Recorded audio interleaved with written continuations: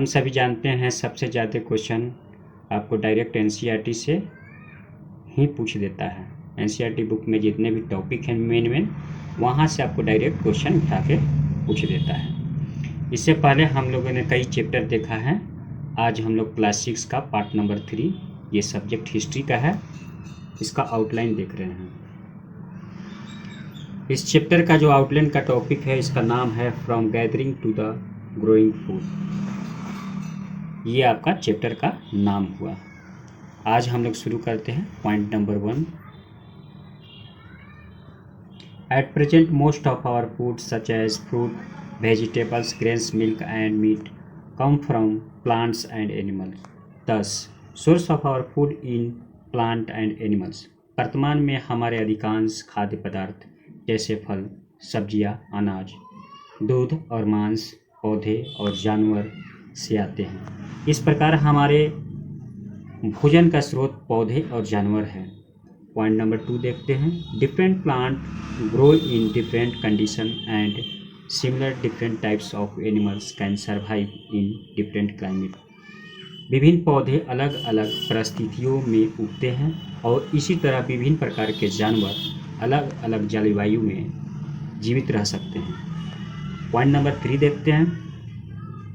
Domestication began about 12,000 years ago. लगभग 12,000 साल पहले पालतू बनना शुरू हुआ। Domestication began about 12,000 years ago. Point number 5 देखते हैं।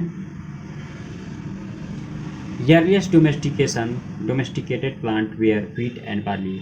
सबसे पुराने पालतू पौधे गेहूं और जौ थे, जो हमारे घर में इस्तेमाल होते हैं, उसे हम डोमेस्टिकेटेड बोलते हैं। वह प्लांट आपका व्हीट एंड बार्ली है। पॉइंट नंबर 6 देखते हैं। The earliest domesticated animals were sheep, goat and pigs. सबसे पहले पालतू जानवर भेड़, बकरी और सूअर थे। पॉइंट नंबर 7 देखते हैं।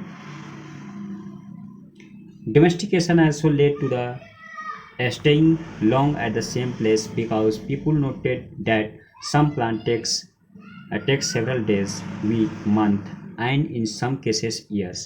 It means that they had to stay in the same place for long time, looking after, watering, and weeding till the grain ripened. Yes, पालतू बनना भी एक ही स्थान पर लंबे समय तक रहने का कारण बना, क्योंकि लोगों ने देखा कि कुछ पौधे में कई दिन, सप्ताह, महीने, कुछ मामलों में वर्षों लगते हैं। इसका मतलब है कि अनाज के पकने तक देखभाल, पानी देने, निराई करने के लिए उन्हें लंबे समय तक एक ही स्थान पर रहना पड़ता था। पॉइंट नंबर 8 देखते हैं। People along started storing food and seeds and they had to think about way of storing it. लोगों ने भोजन और बीजों का भंडार भी शुरू कर दिया और उन्हें भंडारण के तरीकों के बारे में सोचना पड़ा। पॉइंट नंबर 9 देखते हैं। In many areas they began making large clay pots और basket and dug pits into the ground. कई क्षेत्रों में उन्होंने मिट्टी के बड़े बड़े घड़े या टोकरियां बनाना शुरू कर दिया और ज़मीन में गड्ढे खोद दिए। पॉइंट नंबर 10 देखते हैं। Pots were used to store the grains and seeds. अनाज और बीज को स्टोर करने के लिए बर्तनों का इस्तेमाल किया जाता था। पॉइंट नंबर 11 देखते हैं। They began digging pits as shelter which is called pit house. उन्होंने आश्रय के रूप में गड्ढे खोदना शुरू कर दिए, जिसे टिट हाउस कहा जाता था। Pit house with step and huts were found in the Burzahom. Burzahom में सीढ़ियों और झोपड़ियों वाले गड्ढे वाले घर मिले। Animals were used as in important source of milk and food. पशुओं का उपयोग दूध और भोजन के महत्वपूर्ण स्रोत के रूप में किया जाता था। पॉइंट नंबर 14 देखते हैं। Archaeologists have found evidence of early farmers and herders. The place where evidence of farmers and herders were found are Burj Home, Kashmir, Mahagarha, UP, Kuldiwa, UP, Chirand, Bihar, Mehergarh, presently in Pakistan, Halur, Andhra Pradesh, Paiyampalli Andhra Pradesh. पुरातात्विक को शुरुआती किसानों और चरवाहों के प्रमाण मिले। Burzahom Kashmir, Mahagara UP, Koldihwa Koldihwa UP, Chirand Bihar, Mehrgarh वर्तमान में पाकिस्तान में है। हल्लूर आंध्र प्रदेश, पैमाली आंध्र प्रदेश में किसानों और चरवाहों के साक्ष्य मिले हैं। पॉइंट नंबर 15 देखते हैं। Scientist found remains of the plant and animals. Scientist have also identified that and found remains which indicated that people grew crops and reared animals। वैज्ञानिकों को पौधों और जानवरों के अवशेष मिले। वैज्ञानिकों ने ऐसे अवशेष की भी पहचान की और पाए जिनसे यह संकेत मिलता है कि लोगों ने फसलें उगाई है और जानवरों को पाला है। अब हम लोग पॉइंट नंबर 16 देखते हैं। ये आपका पॉइंट नंबर 16 है।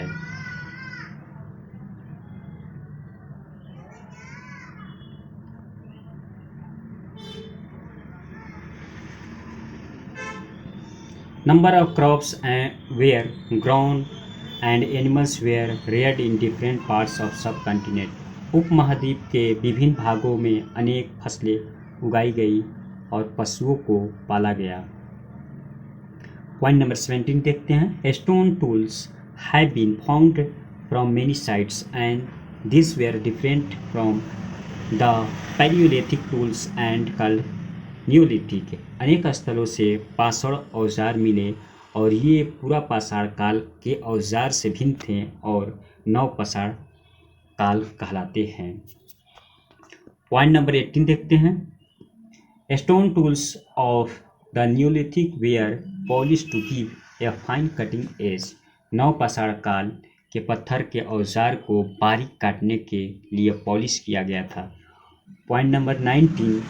Mortars and pestles were used for grinding the grains and other plants produce। अनाज और अन्य पौधे की उपज को पीसने के लिए मोटर्स और मुसल का उपयोग किया जाता था। पॉइंट नंबर 20 देखते हैं। 20 Many kinds of the earth's mud pots were also found which were used for the storing things such as grain etc। कई प्रकार के मिट्टी के घड़े भी मिले हैं जिनका उपयोग अनाज आदि चीज़ें के भंडारण के लिए किया जाता था। Point number 21 Many farmers and herders live in the group called tribes। They follow certain customs and practice। बहुत से किसान और चरवाहे कबीलों नामक समूह में रहते थे। उन्होंने कुछ रीति रिवाज और प्रथाओं का पालन किया। पॉइंट नंबर 22 देखते हैं। Tribes have rich and unique culture tradition. They had their own language, music, storing and painting. जनजातियों की समृद्धि और अनूठी सांस्कृतिक परंपराएं हैं। उनकी अपनी भाषा, संगीत, कहानियाँ और पेंटिंग थी। दे also had their own gods and goddess। उनके अपने देवी देवता भी थे। पॉइंट नंबर 24 देखते हैं। Members of tribes followed occupations such as hunting, gathering, farming, herding and fishing etc। जनजातियों के सदस्य शिकार, एकत्रीकरण, खेती, पशुपालन, मछली पकड़ने आदि जैसे व्यवसायों का पालन करते थे। जनजातीय की महिलाएं ज़्यादातर कृषि कार्य करती थी और जैसे ज़मीन तैयार करना, बीज और अनाज बोना, बढ़ते पौधों की देखभाल करना और अनाज की कटाई करना। महिलाओं ने भी अनाज को पिसाया, भूसा और पीस लिया। पॉइंट नंबर 26 देखते हैं। Tribes women did most of agricultural work such as preparing ground, sowing seed and grains, looking after the growing plants and harvesting grains। Women also threshed, husked and ground the grain। जनजाति के बच्चे अक्सर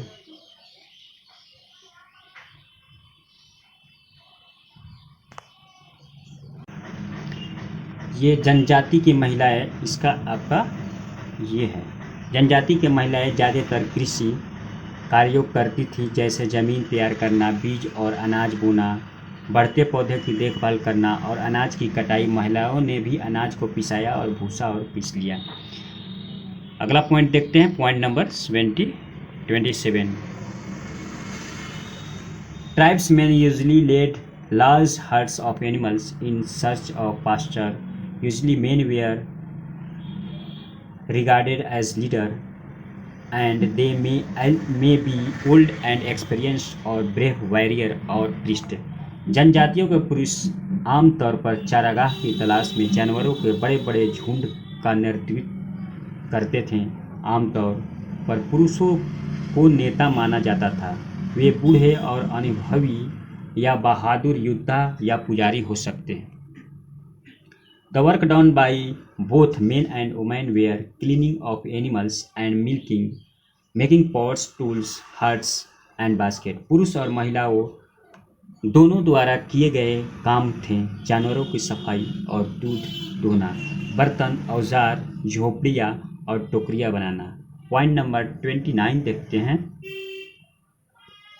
old women were respected for their wisdom and experience. बूढ़ी महिलाओं को उनकी बुद्धि और अनुभव के लिए सम्मान दिया जाता था। Mehrgarh was properly one of the place where women and men learned to grow barley and wheat and near sheep and goat for the first time in the subcontinent. ये आपका इम्पोर्टेंट पॉइंट है, यहाँ से आपको डायरेक्ट क्वेश्चन पूछता है।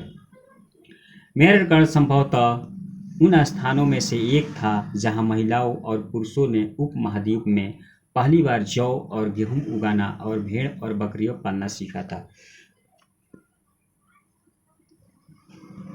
Mehrgarh is one of the earliest village that we know about. Mehrgarh उन शुरुआती गांवों में से एक है जिनके बारे में हम जानते हैं। Rectangular and a square house were found in Mehrgarh. Each house had 4 and more compartment. Mehrgarh में आयताकार और वर्गाकार घर पाए गए। प्रत्येक घर में 4 या अधिक डिब्बे होते थे। Point number 33।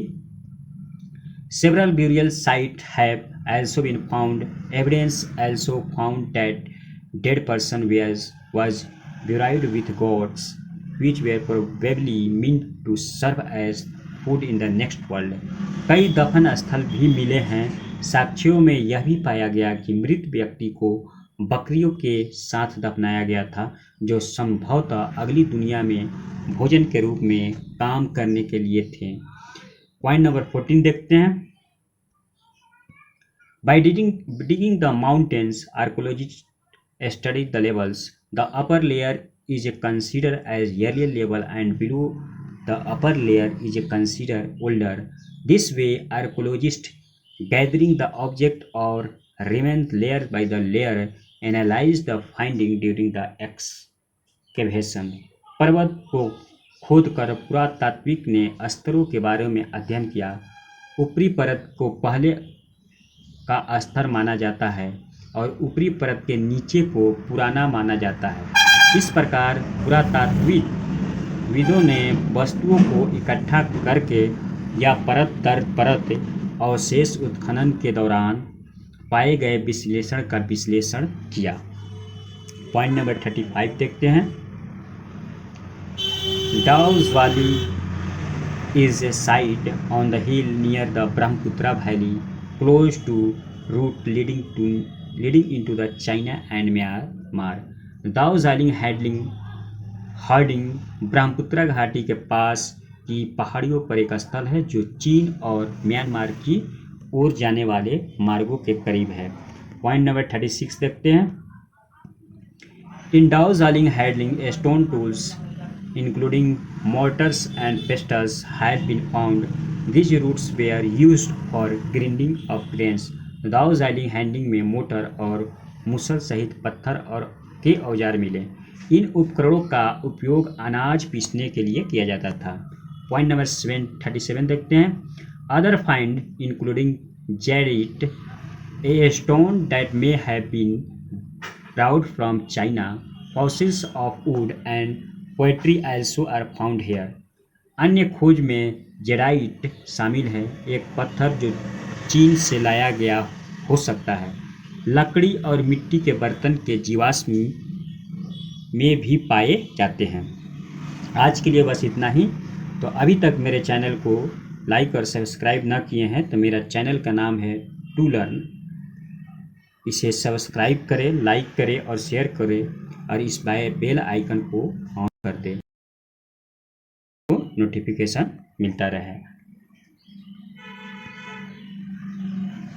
ताकि आप लोग को नोटिफिकेशन मिलता रहे। आज के लिए इतना।